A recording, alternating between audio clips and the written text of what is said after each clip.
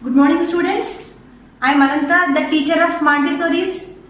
Today I am ready for online class to 10th class to teach social subject the lesson People and Migration. What is migration? Migration is the way to move from one place to another to live and work. This is called migration. Generally, migration arises out of various reasons. They may be political, social reasons. I am going to explain you now under the heading People and Migration. So, let me explain you what are the reasons for migration. Reasons. Generally, people those who are aspiring for more income, for business purpose, for getting the employment or for seeking the employment, for better educational facilities, they used to move from one place to another place where more facilities are available. These are the main reasons for migration. Generally for reasons for women migration is marriage, because on the name of marriage, women are moving from one place to another. So this is the common reason for women migration. Now let me explain you the types of migrations. Migration may be two types. Internal migration. Another one is international migration. What is internal migration? Movement of the people within the country. That means it may be from village to town, village to another village, or one town to another town, or one state to another state, only within the country itself. If the migration takes place within the country itself, it is called internal migration. Just if you look at the map of India, here I have placed a map here. You can see that people generally move in search of the work, that is to Maharashtra or to Tamil Nadu. Migration within the country itself is called internal migration. So generally people for seeking the employment, it may be for seasonal purpose or to settle for a long time, they used to move within the country itself, that is from one state to another state, or from one village to another village, or one village to another town, only for temporary purpose. So this is called seasonal employment. For seasonal employment, if they are moving for a short period, it is called internal migration also, because they are moving within the country itself. Or sometimes for a long staying also, they are moving from one place to another within the country. So both comes under internal migration. What is internal migration? Moving of people within the country itself is called internal migration. Some examples I am telling you. In Maharashtra, people from central Maharashtra, they are migrating to western part to work in the sugarcane fields. In the same way, people from Kerala, they used to migrate to work in the fish processing units in Maharashtra, to work in this place. So this comes under seasonal also. In the same way, if you take West Bengal, in West Bengal, at the time of paddy harvesting, people migrate to the village areas, mainly Bardhaman village in the West Bengal. So nearly 50 to 60,000 people, they used to go to the village of Bardhaman at the time of paddy harvesting. Like that, various parts of our country, people they used to migrate seasonally for some time, or for staying for a long period, for getting the employment or for seeking the employment, or for better educational and work facilities. So this is called internal migration. Migration within the country is called internal migration.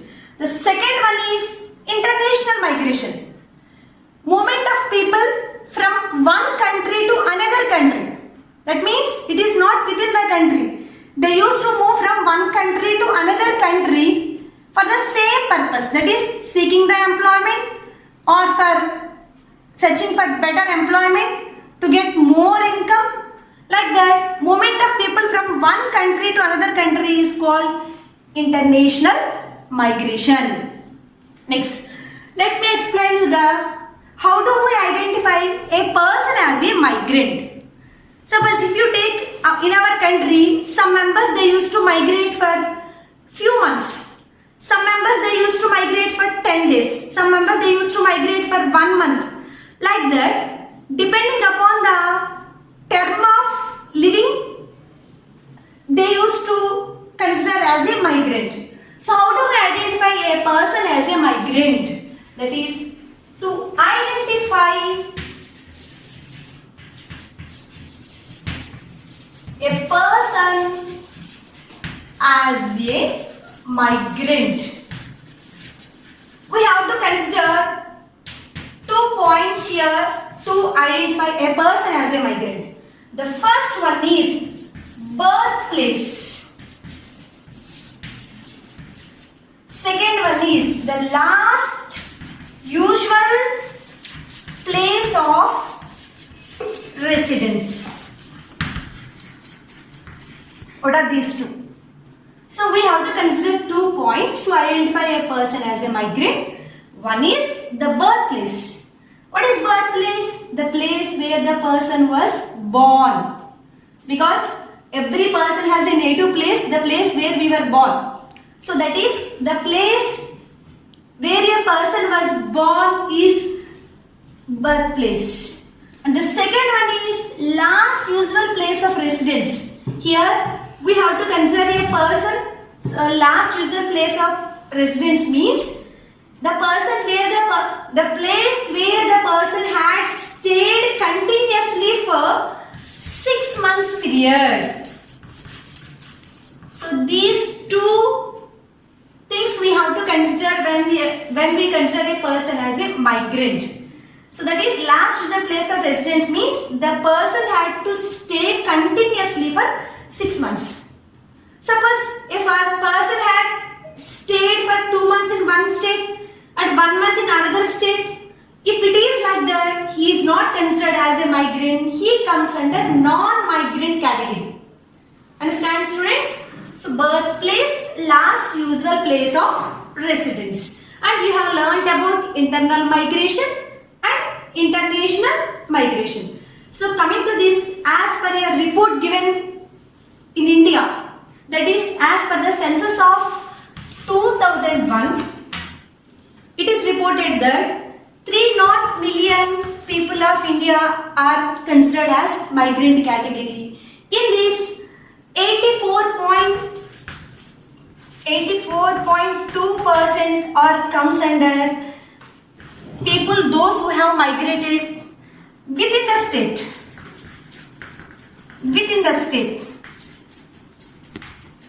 And in this 13% migrants they have moved from one state to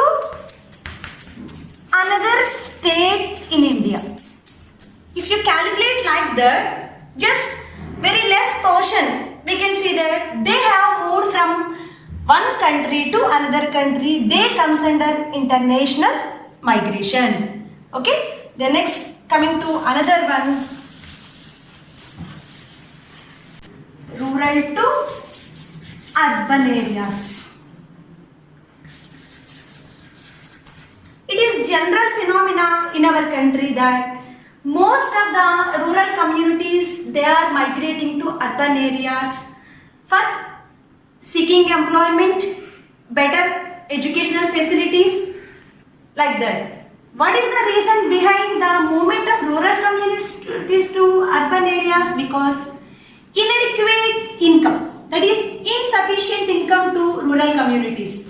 As we know that rural areas, the main activity for earning the income is the agriculture activities.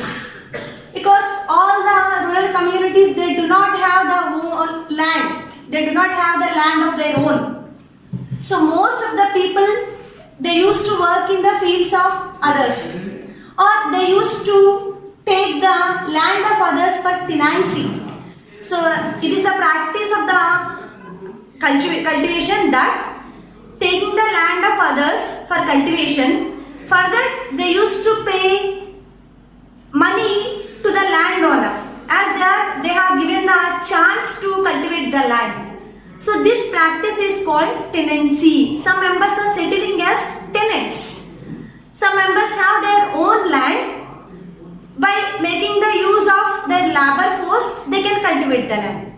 But what is happening at present? Because of industrial sector, because of increased employment opportunities in the industrial sector and service sector, most of the rural communities are likely to go to the urban areas to seek the employment in the industrial and service sector. So let me explain you the reasons behind this. That is inadequate income in the rural areas.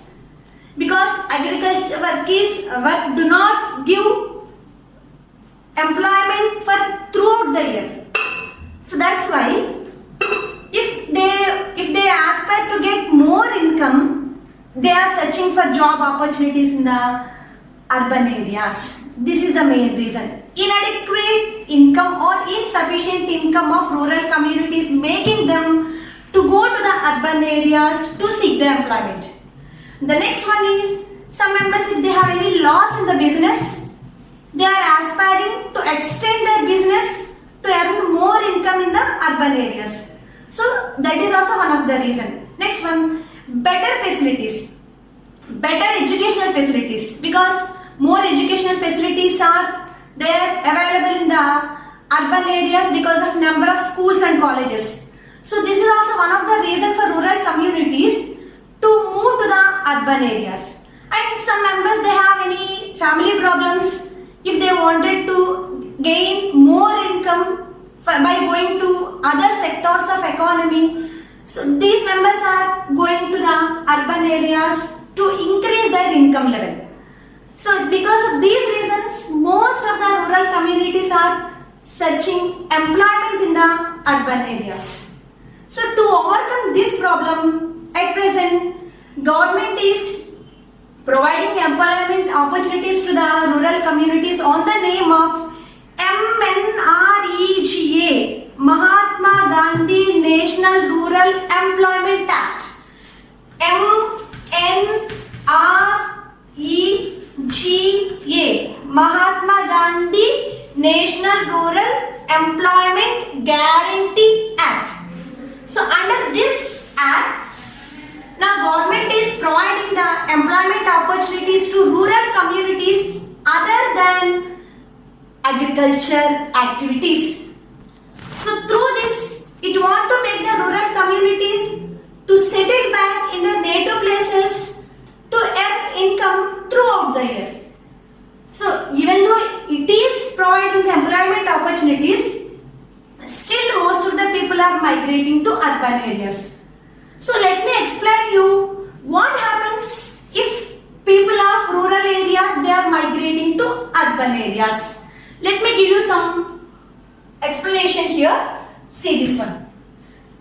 Crowding areas, overcrowding. Crowding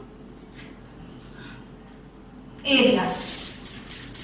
What happens when more number of rural communities are going to urban areas? It leads to the congestion of the housing facilities. This is crowding areas in the urban areas. Next one. People, those who are going to urban areas, they have to spend more money on food. More money on food. That means as the cost of living is more in urban areas, they are supposed to pay most of their income for food, because food is our basic need. That's why they have to give more preference for food. So they are spending more money, whatever they are earning, they are spending for food purpose. This is one. The next one. Some members, on the name of seeking the employment, if they have any skills and education qualifications, so these members are forced to settle in the unorganized sector. Unorganized sector. So let me explain you here. Under this point, unorganized sector, I want to show you the organized and unorganized sector activities to you. Now, what is the difference between organized and unorganized sector? I have already told you that when rural communities are moving to urban areas, we can see two categories of the people here. People with skills and educational qualifications. This is one category. Another one is people without any skill and educational facilities, educational qualifications. Here you can see two here. People with educational qualifications and skills. People with no educational qualifications and skills. So here we can see two categories of the people. People, those who have the educational qualifications and skills, so they are settling in the organized sector. Organized. People who do not have any skills and other educational qualifications, they are forced to settle in the unorganized sector. What is the difference between organized and unorganized? Organized sector is a sector where the employment is regular and assurance for the work, where the employment is fixed and regular, and it is under the control of, it is registered by the government also. And what is unorganized sector? Unorganized sector is a sector where the employment is not regular and fixed and there is no assured work facilities. And it is not registered under the government also. It is not registered by the government. That means they do not follow any specific rules of the government. You are clear? These two. Here, organized and unorganized. And it is also one of the important question also. What is the difference between organized and unorganized sector? So I want to tell you that some of the features of organized and unorganized sector. In organized sector, they have the facilities of paid leaves. Paid leaves means what? If the Sunday is a holiday, it is not calculated as a leave. That means whatever the working days are there, so along with the Sunday, they will pay the full salary to the employee. So this is organized sector facility.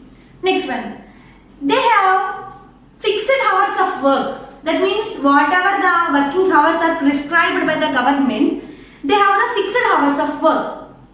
And the work is regular. And there are some other provisions also to the people, those who are working in the organized sector. As per their skill and educational qualifications, they have the chance to earn more income by upgrading their skills and education qualifications. Next, that means importance is given to their work and skill.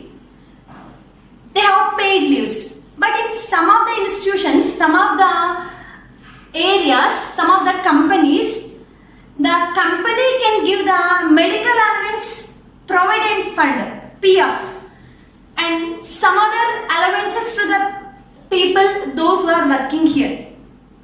And if they have any health problem, so they give leave, casual leave, or they have the chance to take the leave along with the casual leave.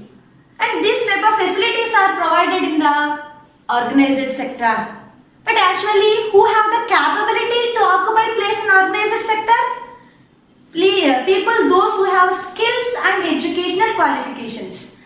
The next set is unorganized sector. Now, whatever I have explained about organized sector, these facilities are not there in the unorganized sector. That means, if you take construction labor, construction works, if in a week, if they go for 5 days work, they will get the wages for 5 days only. But in any case, if they have any health problem, if they do not attend the work for 2 days in a week, whatever the days they have attended, they will get the wages for those days only. That means they have no any provision of medical allowance, no paid leaves, no security of the job, no medical allowances, no provision of provident fund. So these facilities are not provided in the unorganized sector. Just you observe, many people are there around us. So people, those who are in unorganized sector, if they have no assurance of the work, so they earn very little as compared to organized sector. Is it clear?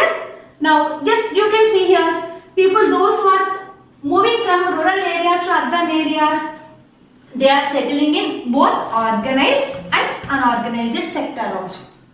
So mainly most of the rural communities people, those who are going and settling in the organized sector, they have the decent living.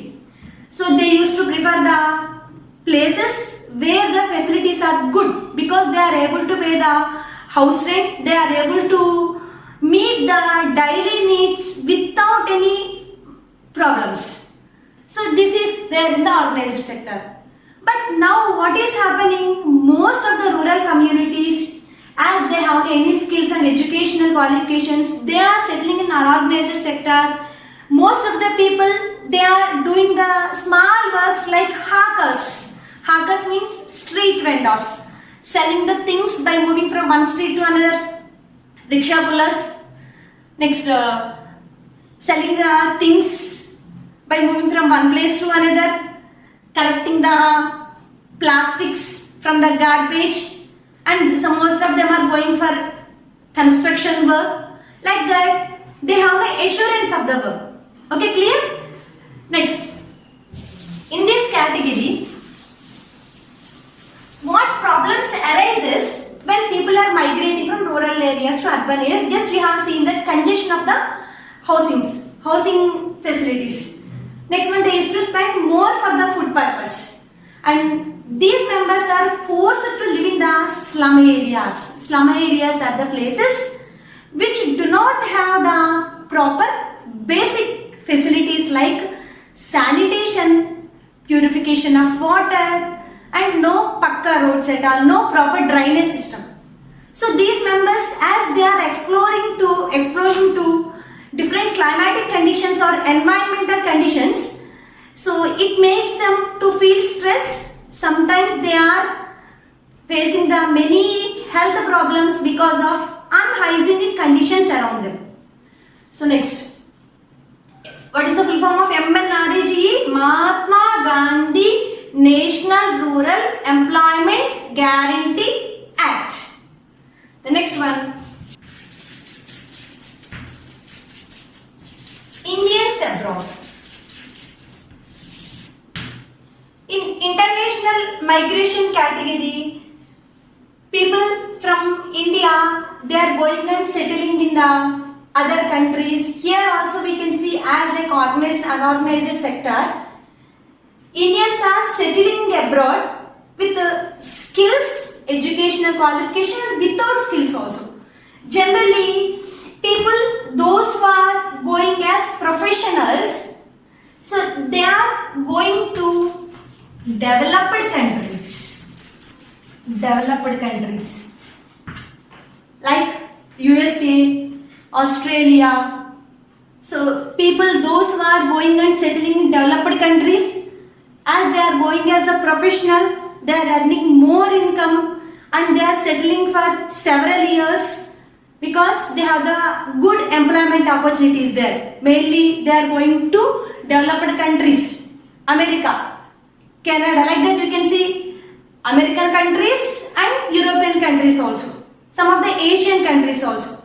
Because as they have the chance to get more income, they are settling in the developed countries. And still, some members are going and settling in other countries without skills also. Some members, they are going to work as the drivers, mechanics, or to work in the oil refineries, to work as the construction labor. Generally, these members are going to Saudi Arabian countries to earn their livelihood. People, some members, they are not going along with all the family of the family is going to those places and they are sending the money to their family members in their native area. So the money that is sent by the migrant people is called remittance. Remittance. What is remittance? The money that is sent by the migrant people from their destination is called remittance. How did this remittance help the family members? Because as to earn more income, they have moved to other countries, and whatever the money they are earning, they are sending to their native area. This remittance is helpful to family members to earn their needs in this area.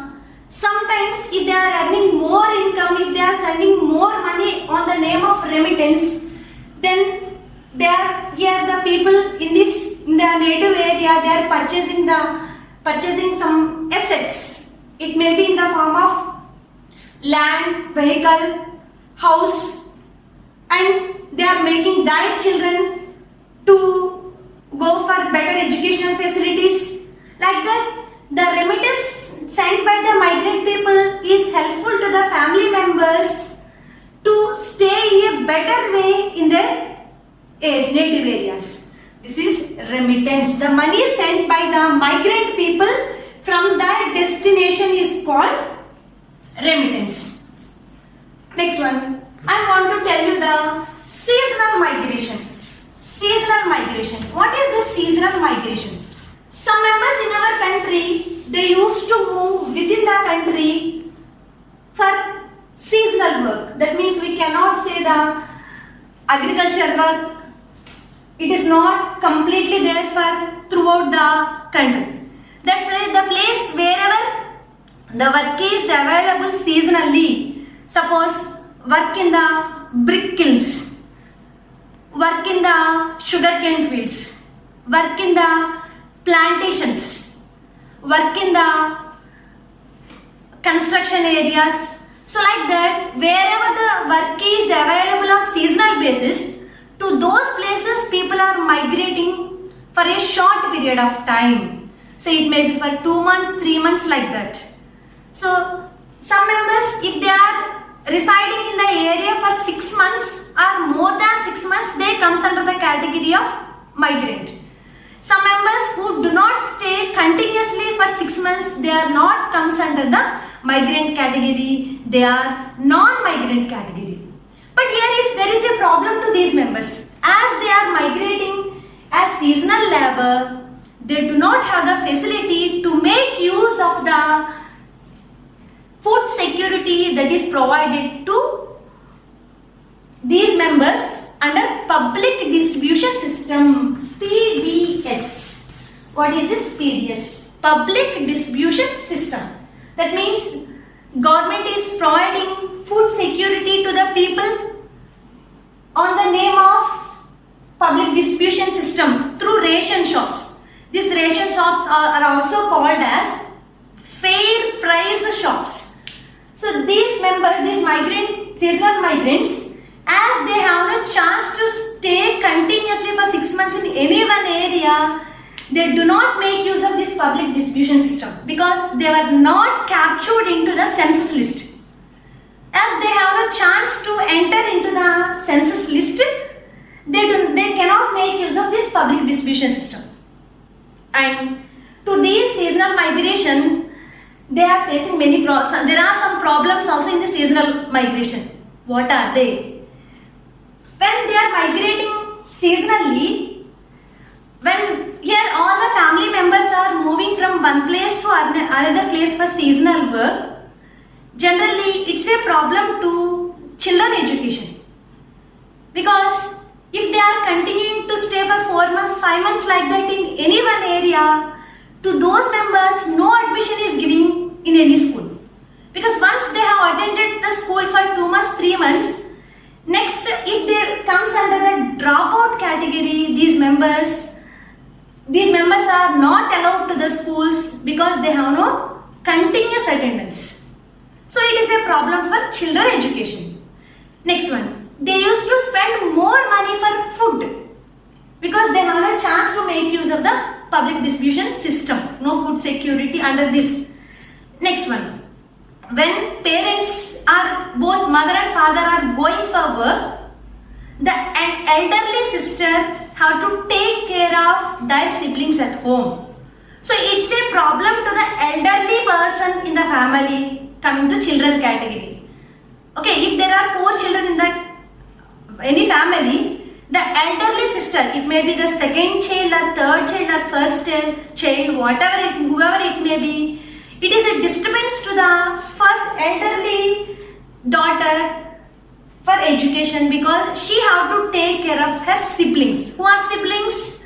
Brothers and sisters are called siblings. So it's an obstruction to whole family also. Children, they do not get proper education. So next one, these members, as they are staying for short period of time, so these members are forced to stay in the unhygienic areas where they do not have any basic facilities like sanitation, water and road and drainage system. So this is also a problem. And continuously they keep on moving from one place to another, means they have to expose to the different environmental conditions. So it leads to the stress, some skin problems or some other health problems also to these members. So is it clear? So these are the problems faced by seasonal migrants as they keep on moving from place to place for a short period of time, mainly dropouts. Their children are dropouts. There is one question is there under this. So why the seasonal migrant children are dropouts? Because we have to say all these reasons, because they are the obstacles to their education. Okay, clear? Next one. Here remittance also completed. The next one is Act 1983. So before going to this topic, just I want to tell you another point in seasonal migration. So seasonal migration is common in Maharashtra, because in central Maharashtra, most of the people, they used to migrate to western Maharashtra to work in the sugarcane fields, because Maharashtra is one of the important state in India which can produce more sugarcane. That's why it provides more employment in the sugarcane fields in the Maharashtra. At the same time, I have already explained you that paddy harvesting, the place where paddy is grown on larger scale. So there also people used to migrate from neighboring villages to that areas to get employment in the paddy harvesting place. In the same way, the places in the coastal regions, wherever the seafoods are available on larger scale, in most of these port region areas, we can see there are some industries which can process the seafood. So in this seafood processing areas also require more manual work. That's why people used to migrate to those areas to get more employment. So in the same way, brick kiln areas, the place where bricks are making, so mainly they used to work for 6 months, mainly in North India. So for this seasonal migration, we can see people, they used to move from North India to South India, at the same time South India to North India. And present situation, in this corona effect, every day we are observing in the TV news channels that people, those who went to other areas, it may be from one town to another town and mostly from one state to another state, they have blocked in that area because they are not allowed to move from that area.